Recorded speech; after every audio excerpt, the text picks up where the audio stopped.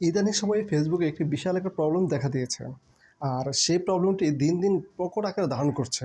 আর সেটা হচ্ছে, যারা নাকি ফেসবুক ইউজ করে থাকেন তারা অবশ্যই লক্ষ্য করলে বুঝতে পারবেন যে আপনার ফেসবুকে যখন প্রবেশ করছেন অ্যান্ড স্ক্রল করে নিচের দিকে আসছেন, তখন দেখতে পাচ্ছেন যে কিছু নোংরা ভিডিও শো হচ্ছে।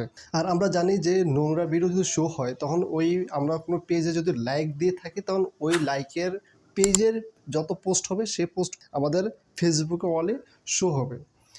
কিন্তু আমরা কোনো পেজে লাইক না দেওয়া সত্ত্বেও সেটা শো হচ্ছে। আপনারা যদি চান যে এই নোংরা ভিডিওগুলো যেন আপনাদের ফেসবুকে ওয়ালে শো না হয়, তার জন্য আপনারা একটা সেটিংস করে রাখতে পারেন। আর সেটিংসটা করার জন্য ফার্স্টে চলে যাবেন ফেসবুকে। দেন থ্রি ডট মেনুতে ক্লিক করবেন অ্যান্ড স্ক্রল করে নিচের দিকে আসবেন অ্যান্ড সেটিংস অ্যান্ড প্রাইভেসিতে ক্লিক করবেন। তারপর ক্লিক করবেন সেটিংসে ক্লিক করে নিউজ ফিডে ক্লিক করবেন। এখন দেখতে পাচ্ছেন যে রিডিউস নামে সবার নিচে যে রিডিউস নামে যে অপশনটা রয়েছে সেখানে ক্লিক করবেন। এরপর সেন্সিটিভ কন্টেন্টে ক্লিক করবেন। এখানে দেখতে পাচ্ছেন দুটি অপশন রয়েছে, reduce default and reduce more.